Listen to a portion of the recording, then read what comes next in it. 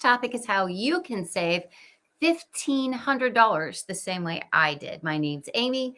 Tonight's live around 5, and my mission is to help you be more resilient. I believe resilience is the secret sauce to being successful in our personal lives and our business lives. And part of that is being financially strong and being financially resilient. When you're worried about money, you can't focus on anything else. So, how can you save $1,500? That sounds crazy. Well, first of all, we've got to pay attention to our numbers. Fraud is at an all-time high. We hate to say that, but it's true. The more we have our lives on the internet, the more payments we have automated, the more services that we interact with, the higher our risk. There are many factors that we can take to protect ourselves, and I'll follow up on that in another video. But tonight's topic is how I saved that much money. The first thing I did is I paid attention to my medical numbers. I was actually billed over $900 for a test I was told was covered. In fact, I'd had the test before and it had been 100% covered before. What happened? They made a mistake. It happens, but it took months and phone call after phone call and talking to so many people who honestly had no idea what I was even talking about. You know how it is to navigate these big institutions like medical facilities. But I ended up saving over 900, I think it was $971 because I was able to determine the error that had been made. So keep your eye out if you see a medical bill that confuses you, is that they charged me as if it was some sort of diagnostic test when it was a preventative test. If you're not from the United States, the way our insurance often works is that if something is preventative, it's covered 100%.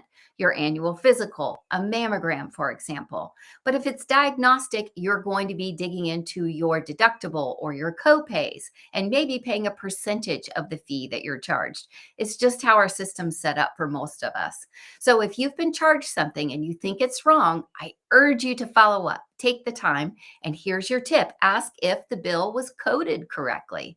If it was coded incorrectly, like mine was, you might be able to save a ton of money. What's the second way I saved more? Because we're not up to that big number yet. I was charged twice for the exact same thing. We recently got a new vehicle. And when we bought that vehicle, we got a service plan. It's actually a great deal. If you are a BMW owner, our BMW has a deal where I think it's $299 and you get oil changes for, I want to say, 3 years. It pays for itself in maybe 3 oil changes. You get great. If you're going to keep your car, I recommend it highly. But when we signed up for it, they charged us twice. We called the place that we got the deal from. Nope, can't help you. The local BMW people have to help you. The local BMW people said, we don't know what to do. We're not familiar with this. We don't see a double charge. Why don't you just report it to your bank? In that instance, we had to report the double charge as fraud to our bank. And sure enough, Wells Fargo credited us within a short period of time. Now, was it frustrating to have both parties involved say that they really didn't know what to do or how to handle it? Of course. But here's a really important tip. I got this from Brendan Bouchard. I think he's amazing. He said, when you're experiencing something like that, when you're going through getting something corrected or you're working through something with someone, maybe you've got a conflict with a coworker or a family member or a friend, just think to yourself, we're working through this. We're just working through this. Don't allow the angst of the situation. Maybe you didn't have $231 or $971 to pay these inappropriate bills. And so you're feeling a lot of stress around that. Don't let that get to you. Just know you're working through it. A resilient mind knows that they're going to come out well in the end, right? So the third thing I did is I caught a fraudulent charge. Literally, someone bought a ton of medication from Walmart nowhere near me, and it ended up on my account. I caught it the minute it happened, and I canceled the order. So those three add up to quite a bit of money. Unless you're monitoring your accounts, and this includes your credit cards, and you're really paying attention to your numbers so you know what's right and what's not, this is the sort of money that you could be hemorrhaging. Imagine what you could do with $1,500.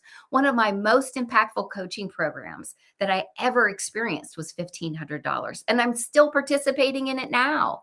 It's a big deal. So I want you to know that taking time out to focus, to know where your numbers are, can be really impactful to your bottom line. It might feel intimidating because your numbers might be in a terrible place. Mine have been there before. I totally get it. But I'm telling you, the way to get to where your numbers aren't in a terrible place is to keep track of them and to follow up on them and to fight when you know there's something that's wrong, whether it's through a large institution like a hospital, a bank where you have to deal with fraudulent charges, or even a huge vendor like Walmart. It's really important that you track your numbers. Now, let's say this is about your business. That's even more important. As someone who cultivates multiple streams of income, I've got to handle a lot of different income and make sure I'm reporting it correctly, but also make sure I'm receiving it, right? One of our businesses, the notary loan signing agency, we might have 12 different checks in a given week from 4 or 5 different companies. And if you don't know what to expect, you might be missing payments. So this isn't just about bills that you've been billed inappropriately. It can also be about payments, refunds, or rebates that are due to you. If this is something that's hard for you, I recommend you just get a little notebook that you can keep on hand, whether it's in your nightside table or your purse or your backpack or your wallet, or probably not your wallet, or your briefcase. And every time you know there's something that's kind of off, write it in that notebook.